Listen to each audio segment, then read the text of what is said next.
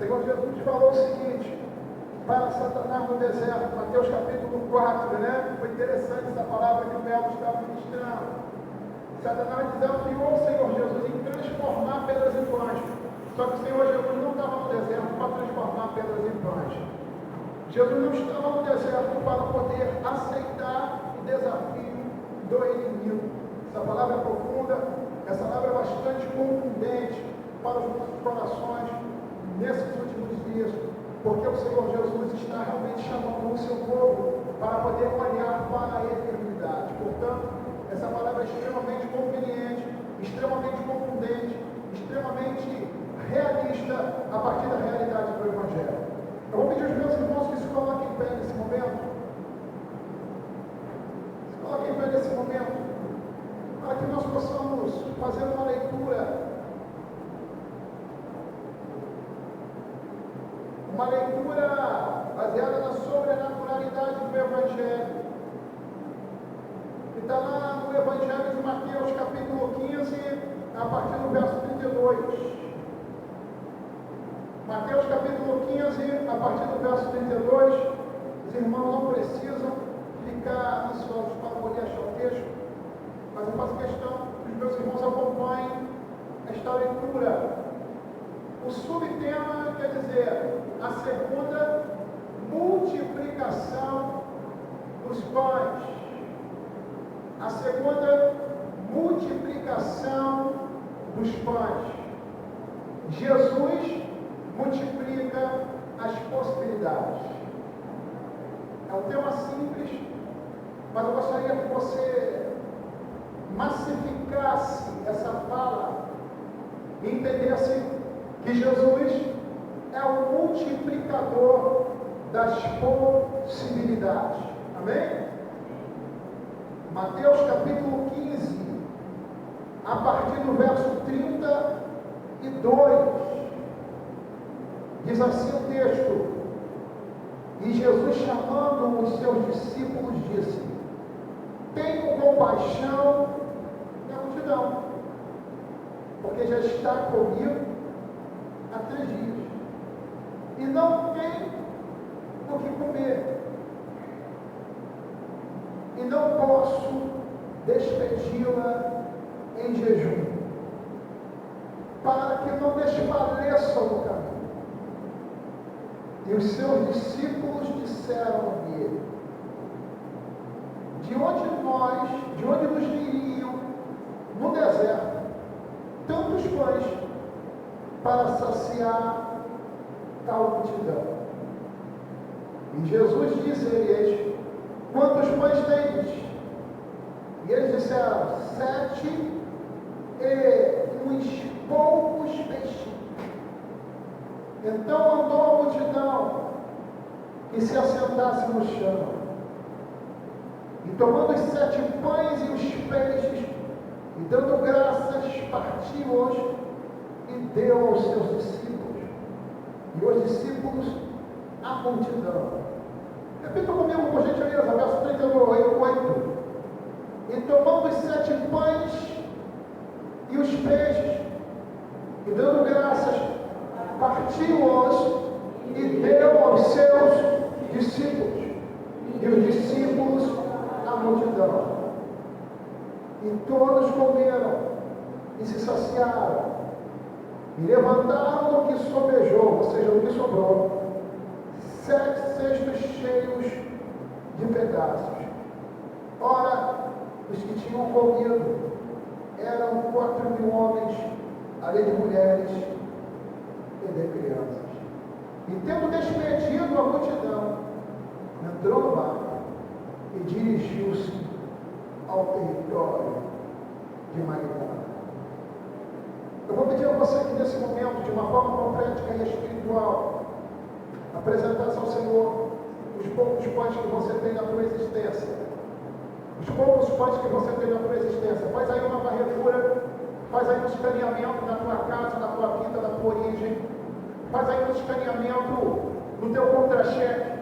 Faz aí um escaneamento dos seus sonhos, dos seus projetos. E apresente para Deus nesse momento. Apresente para o Senhor.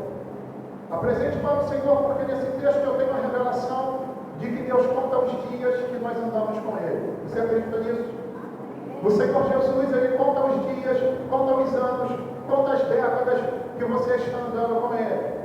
E o Senhor Jesus, Ele conta os seus dias, Ele conta a tua quilometragem, porque Ele está saciando e Ele está providenciando para você. E essa mensagem é uma mensagem para poder trazer tranquilidade para a sua vida, para poder você entender que aquele que anda com Jesus, Deus está contando os dias dele, está contando as tardes dele, está contando as noites dele, está contando as manhãs dele, para que você venha se alegrar e vivenciar, segundo a palavra do Senhor Jesus Cristo, os milagres de Deus na sua vida. Estando diante do Senhor Todo-Poderoso, estenda você, a família de Deus, diante do Senhor as tuas necessidades, porque segundo essa palavra, Deus vai fazer milagre na tua vida. Sinais acontecerão na tua história. Você acredita nisso? Isso é para quem crê. Quem não crê, não vai acontecer. Mas quem tem fé como um grão de mostarda, o Senhor está dizendo que você dirá a este monte: sai para lá e acolá, e as coisas vão acontecer. Amém?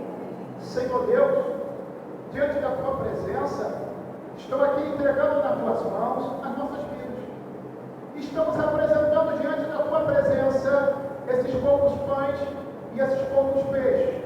Senhor, estamos entregando diante da tua presença essas pequenas bisnagas existenciais, essas pequenas bisnagas de esperança e de perseverança. Estamos aqui, Senhor, entregando diante da tua presença essas pequenas bisnagas de perseverança e de energia, de que essa vitória vai sair. Estamos aqui lançando o pão sobre as águas, como diz o autor Eclesiastes, entendendo que depois de muitos dias nós acharemos. Por isso, diante da tua presença, Senhor, estamos agora mergulhando na tua palavra e pisando na areia do deserto com os seus discípulos e pedindo a ti uma solução para a nossa adversidade e para a adversidade do teu povo. E cremos pela tua palavra e pelo teu evangelho que quem anda com o pão não morre de fome, quem anda com o pão tem certeza que o Senhor providenciará o pão para ele. Por isso, Deus, nós te agradecemos e te bendizemos no nome de Jesus Cristo. Amém. Podem se sentar, querido e querida. Uma observação. O Senhor Jesus estava ensinando para a multidão. O Senhor Jesus é o doutrinador por excelência. O Senhor Jesus é a própria palavra. Eles tiveram a honra de receber a doutrina pela própria doutrina. O Senhor Jesus Cristo é a própria palavra. Ele é o verbo que se fez carne e habitou entre nós cheio de graça e de verdade. E o texto de João diz que os homens viram a sua luz como a luz de um filho único, ou seja, como a luz de um filho específico e especial. O verbo se fez carne e habitou entre nós cheio de graça e de verdade. E agora o verbo se propõe a se manter em planta e atividade. E ele agora se revela à multidão. O Senhor Jesus passa 3 dias no deserto doutrinando a multidão. É um dos maiores discipulados da história da humanidade. Você ficar 3 dias com o povo no deserto, pregando de manhã, pregando à noite, pregando na madrugada e pregando na viração do dia. É discipulado, doutrina, aprofundamento o tempo todo.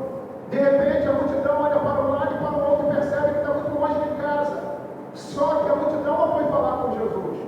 O Senhor Jesus, enquanto ministrava para a multidão, o Espírito de Jesus Cristo, sim, aquele Espírito que desceu sobre ele lá em Mateus capítulo 13, estava também exercendo o seu poder de onisciência.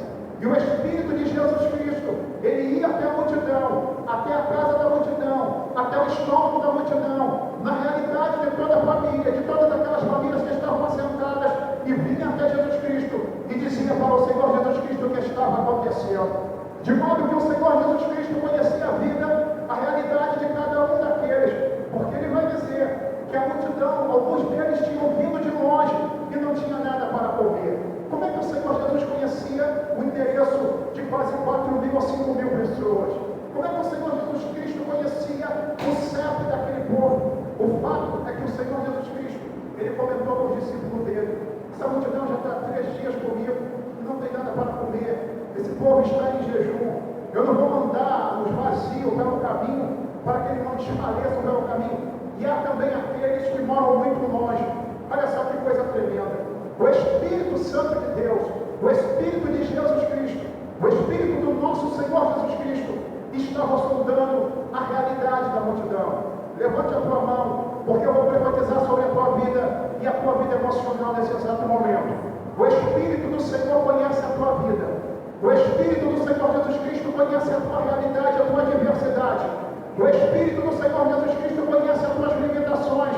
O Espírito do Senhor Jesus Cristo conhece a tua diversidade e a tua batalha. E na autoridade dessa palavra, na mesma dimensão de espiritualidade, esse Espírito que trabalha por região, esse Espírito que trabalha por nação e por continente, esse Espírito da onisciência que sabe de todas as coisas, ao mesmo tempo que você anda com Jesus, se assenta para poder aprender a doutrina, esse Espírito está promovendo milagre acerca da tua vida. O dia ainda não acabou para você. Receba de Deus essa palavra aí. O dia ainda não acabou para você. A tua caminhada, a tua volta para casa, não será uma volta vazia, não será uma volta em jejum. Deus vai fazer milagre na tua caminhada e na tua vida, porque esse mesmo Espírito e essa palavra não perdeu a validade. Então receba de Deus na tua casa, na tua vida, no teu ministério. Receba de Deus na tua casa, na tua materialidade. Receba de Deus a palavra de vitória, porque essa palavra é viva. O tempo passa, o estômago pode até ficar vazio, o tempo passa, a lei pode até prescrever, mas a promessa de Deus não vai prescrever na tua vida, nem prescrição e nem caducidade. Essa palavra é fiel. Receba de Deus aí essa palavra. Se tu tiver fé suficiente para poder suportar essa palavra na tua alma, no teu coração. O Senhor Jesus olha para o discípulo, diz assim: eu tenho compaixão da multidão. Compaixão. Paixão é instintividade, é aspecto humano. Compaixão é perspectiva humana. Aí Jesus não falou, eu tenho amor com a multidão, não. Eu tenho compaixão, ou seja, eu compartilho com eles das mesmas necessidades. Portanto, eu sou sensível às necessidades dele. Entenda bem, Jesus não falou de amor, ele falou de cumplicidade existencial. É por isso que nós precisamos entender esse texto, interpretá-lo à luz do contexto e o texto da palavra. O Senhor Jesus Cristo habitou na mesma cabana que a gente, ou seja, o verbo se fez carne, porque ele deveria passar pela experiência da encarnação, para poder ter autoridade, para poder consolar a todos aqueles que sofrem na carne. Aí você diz assim: pastor, o que tu quer dizer com isso? Vou dar um exemplo para você. O Deus de Israel se manifesta e se revela a Moisés. O povo está onde? O povo está no Egito. Os hebreus estão cativos 400 e poucos anos. Deus decide então se revelar àquele povo. Escolhe um homem. Esse homem é retirado do palácio. Ele é, por assim dizer, expulso do palácio pela própria instintividade. É o milagre da ressurreição da instintividade. Um dia Moisés olha pela sacada e percebe que havia um povo todo sujo, esbofeteado, todo marcado, um povo sofrendo. O coração dele começa a se mover e ele começa a sentir saudade daquilo que ele nunca viveu. O sangue falou mais alto? Não. O Deus do sangue falou mais alto. Deus vai fazer milagre na tua vida e na tua história. Deus vai trabalhar na instintividade da tua casa. E Deus vai atrair para você aquele que nunca andou contigo. Quem acredita que Deus pode fazer milagre nos sentimentos aí? Deus pode fazer milagre nos sentimentos. Não existe lógica psicológica, não existe lógica antropológica que faça com que um homem que não foi criado com a sua família sinta saudade da sua família. O certo seria ele se apaixonar pela casa, ou seja, a casa de Faraó. Mas não foi assim, porque Deus tinha uma obra na vida daquele homem. Deus tinha um ministério na vida daquele homem. Aí Deus tira aquele homem da zona de conforto, ou tira a zona de conforto dele, para que ele pudesse entender que Deus não chamou ele para a moleza, Deus chamou ele para o comando. E para poder estar na linha de frente, tem que provar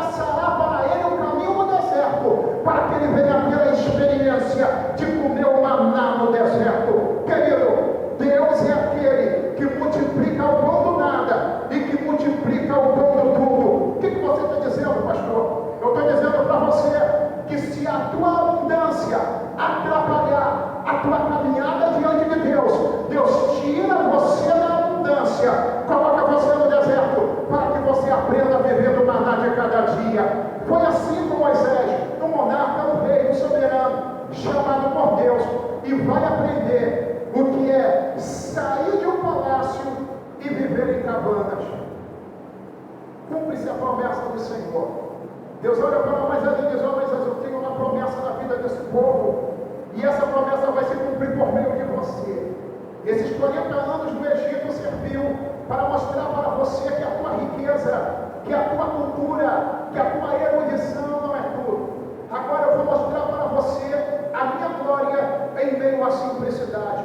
Pega um monte de mão tranquilo e segue com eles para o deserto. Onde que aquele povo vai habitar? O povo vai habitar em cabanas. Aí Deus olha para Moisés assim: Senhor, eu tenho. Moisés olha para Deus: Senhor, eu tenho que fazer uma casa para ti. Sim, é uma casa para ti, mas como é que eu vou fazer uma casa para ti? Aí Deus olha para Moisés e diz assim: o meu povo habita em quê? Em palácios, ou o meu povo habita em cabanas? Não, teu povo habita em cabanas. Então faça para mim um tabernáculo, porque no jeito que o meu povo estiver, eu quero estar como o meu povo.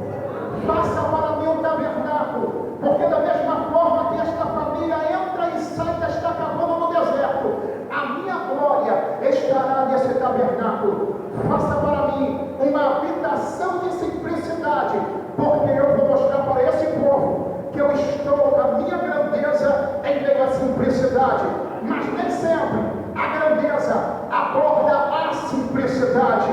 O Senhor então fala com Moisés, e Moisés faz uma cabana que eles chamam de tabernáculo, sendo que a cabana, o acampamento do general, ele ficava no meio do arraial, e o que iluminava a cabana era a coluna de fogo à noite e a nuvem de dia que fazia sombra. É por isso que Davi ele vai ensinar que na sombra do Onipotente um homem pode descansar. Só alguém chamado por Deus encontra uma sombra no deserto. Ou seja, alguém que é chamado por Deus, a sombra encontra ele no deserto. Querido, a sombra de Deus está te procurando e você está fugindo da sombra. Não se foge da sombra do Deus Todo-Poderoso. A sombra de Deus vai te encontrar, porque quando nós perto a sombra do Senhor, também está perto o pão da vida que desce do céu. Deus está mandando o pão para você. Aí você, pastor, o que tu quer dizer com isso? Eu não sei, porque o meu esforço mental não era esse, mas o que eu sei é que o Espírito Santo de Deus está dizendo para você que Ele é aquele que conduz você por desertos e vales, para poder mostrar para você que o teu Deus não é o governo federal, o teu Deus não é o governo estadual, nem mesmo a prefeitura. O teu Deus é aquele que morreu e ressuscitou. O pão está aqui. Os discípulos estão no deserto. Os hebreus passaram pelo deserto. Israel passou pelo deserto.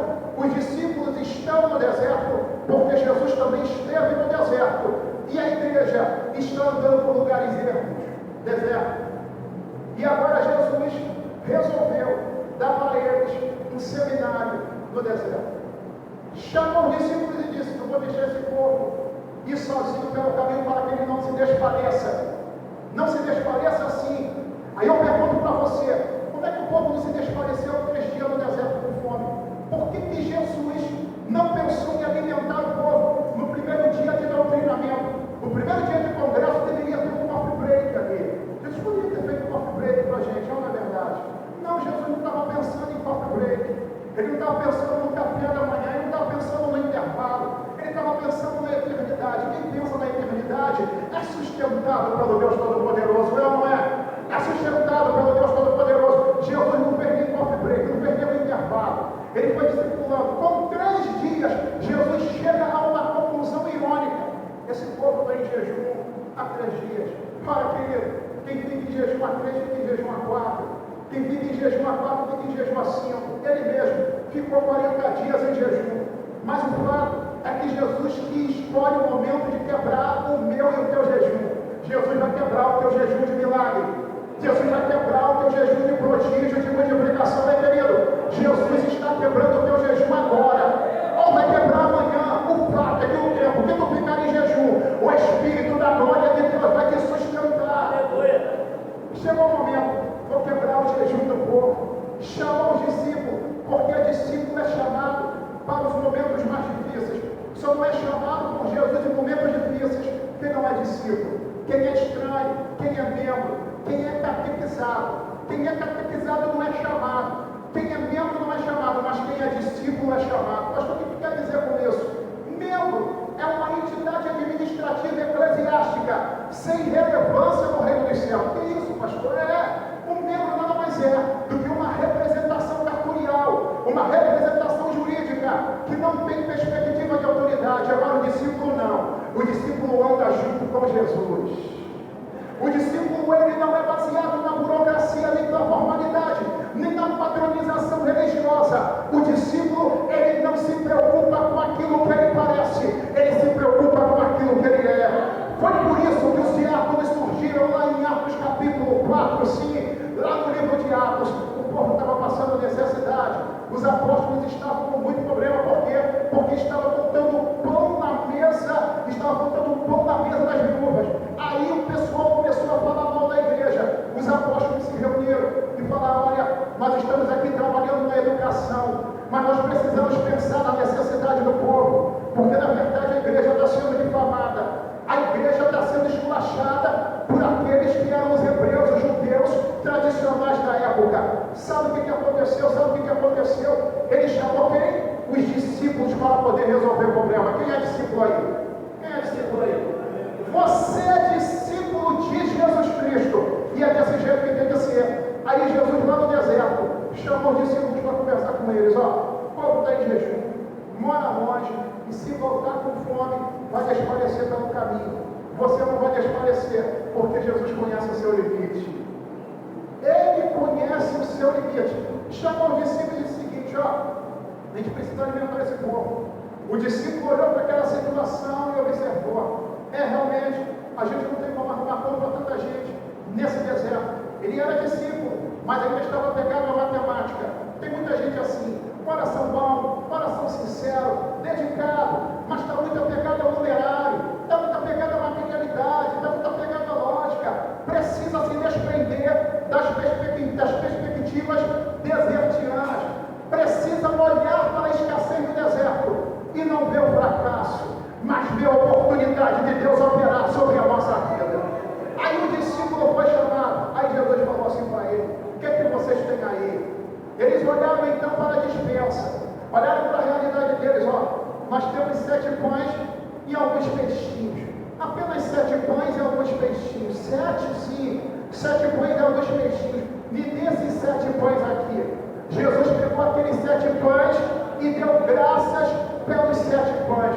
Querido, só faz isso quem tem conhecimento pelo céu, do céu pelo lado de dentro. Levanta assim a sua mão e apresenta agora os seus pães diante do Senhor. Você tem conhecimento do céu pelo lado de dentro. Que é isso, pastor? O que é isso? Os céus habitam em você, o Espírito da glória de Deus habita em você. Então você tem conhecimento dos céus pelo lado de dentro e não pelo lado de fora. Jesus apresentou 7 pães, aquilo que o pessoal iria jogar fora. Jesus apresentou os 7 pães aos céus. Querido, você só apresenta a tua casa, a tua vida, a tua história, o teu salário. Você só apresenta o teu futuro diante de Deus e agradece quando você tem conhecimento dos céus pelo lado de dentro. Aí Jesus, que tem o conhecimento dos céus pelo lado de dentro, ele apresentou aqueles 7 pães e 2 peixinhos. Presta bem atenção no negócio. Se aqueles homens pegassem aqueles 7 pães e colocassem na mão de um fariseu, presta bem atenção nisso. O fariseu era ostentoso, ele gostava de aparecer. E com 7 pães na tua dispensa, não dá para ostentar, não dá para fazer um amigo oculto ou um grande churrasco com pouca carne. Então, se ele colocasse aqueles 7 pães na mão do fariseu, o fariseu iria jogar fora. Ele olhava assim para aqueles 7 pães: sabe de uma coisa? Eu não quero saber de 7 pães. Eu não dou valor às coisas pequenas. Eu não dou valor às coisas grandiosas escondidas nas coisas pequenas. Sabe de uma coisa? Eu não vou fazer um café da manhã para todo esse corpo farisaico com 7 pães. Se Jesus apresentasse aqueles pães para os escribas eram uma mente linear, uma mente que não entendia o princípio da sobrenaturalidade. Certamente eles diriam: tu está maluco, não dá para fazer um banquete com 7 pães. Mas Jesus é a própria palavra, e quem anda com Jesus conhece o céu pelo lado de dentro. Você conhece Jesus? Então apresente esses poucos pães diante dele, porque a grandeza de Deus está escondida nesses 7 pães. Olha, não jogue a pão fora não, agradeça ao Senhor, porque a vitória virá para a sua vida, e a glória de Deus será grande sobre a tua história. Jesus apresentou agradeceu por 7. Quem está disposto a agradecer por pouco aí? Ele agradeceu por 7 pães. Tem gente que só agradece a Deus, só dá culto de ação de graça por coisa grandiosa. Olha só, querido, quem não é fiel no corpo, não é fiel no muito. Não adianta fazer promessa vazia para Jesus. O princípio do Evangelho é que as grandezas de Deus começam numa semente muito pequena. Quer mostrar fidelidade para Deus? Mostra agora, porque depois não adianta tentar dizer que já sabia, porque o Senhor Todo-Poderoso não vai acreditar. 7 pãezinhos, Jesus deu graça por 7. E agora, multiplicou os pães. Nós temos esses cestos aqui, 7 cestos. Para cada pão, 7 cestos cheios. Eles têm agora 7 cestos cheios de pães. E eram cestos grandes, cestos palestinos, cestos enormes. O que nós vamos fazer com esse cesto? Jesus chama os discípulos de novo. Mais uma vez os discípulos são chamados, porque discípulo é chamado e vai.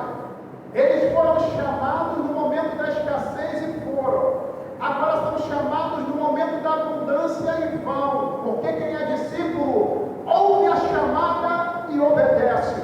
Aí Jesus olha para eles, está vendo esse povo todo aqui? Estou vendo, Jesus. E aí, estão com fome? Eu imagino Jesus olhando para eles. Claro que eles estavam com fome. Eu imagino aqueles 12 homens barbudos, num sol, numa temperatura de quase 50 graus, com mais ou menos 3 ou 4 camadas de roupa sobre eles, olhando para Jesus. E Jesus olhando para ele, ó, tenho mais um trabalho para vocês. Vocês estão vendo essa moçada aí que está sentada no chão? Pois é, eles estão esperando vocês alimentarem eles. Vocês vão pegar esses cestos cheios e vão distribuir para a multidão. Agora tu imagina, aquele monte de família, aquele monte de casal assentado, idoso, criança, as crianças correndo de um lado para o outro. Agora você imagina uma sociedade que ainda não se tinha um pensamento de controle de natalidade. Cada família tinha em média ali uns 5, 6, 7 ou 8 filhos. A alta taxa de mortalidade era muito grande, então eles faziam muito filho. Era uma questão estatística, era uma questão de loteria. Para cada 10 nascidos, sobrevivia 4 ou 5. Então havia pelo menos ali cerca de 15 filhos por cada família. As crianças correndo de um lado para o outro, porque criança é sempre criança, querido. Correndo de um lado para o outro. E os discípulos correndo no meio da multidão, com o cesto nos ombros para distribuir o pão. Querido, quem é discípulo presencia o milagre, mas quem é discípulo não pode correr de cesto de pão cheio. Eles meteram o pão nas costas e foram correndo para poder distribuir pão para a multidão. E detalhe, distribuíram os pães, ainda tiveram que voltar com os cestos cheios de pães. Quem é discípulo aí? Quem é discípulo aí? Ano de 2016, Deus vai prosperar o teu ministério de uma forma poderosa e tremenda. Seja lá onde você estiver, Deus vai te tirar do meio das malhadas e vai fazer milagre na tua vida. Você acredita nisso? Quem levanta pastor, pregador, ministro, diácono não é pastor. Quem levanta é o Deus Todo-Poderoso. Porque se a gente levantar por nós mesmos, o Todo-Poderoso vai lá e derruba diante dos nossos olhos. Mas só que tem um detalhe. Esses homens bonitos seu aí, tem que estar disposto a carregar pão para os outros. Antes de você comer, você vai ter que pensar na fome dos outros. É o terceiro nível do discipulado. Ainda que com fome, terás prazer em servir os outros primeiro. Vamos nos colocar de pé, vamos nos colocar de pé nesse exato momento. Eu vou pedir o Ministério de Louvor vir aqui à frente, para poder nos ajudar nessa ministração. E eu estarei ministrando sobre a tua vida. Queridos, não existe discipulado para acomodados, e não existe discípulo acomodado. Não existe. Não existe chamados por Deus, escravos da zona de conforto. Não. Como também não existe chamados por Deus que ficarão mortos de fome de pão. Não. Aqueles que têm o chamado da parte de Deus, Deus vai providenciar. Você recebe de Deus essa palavra, Deus providencia para você, tu é discípulo.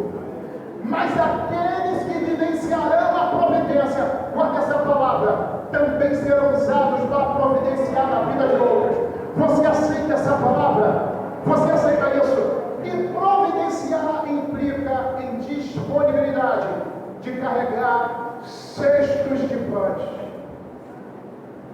Eu quero orar por você. Feche teus olhos aí.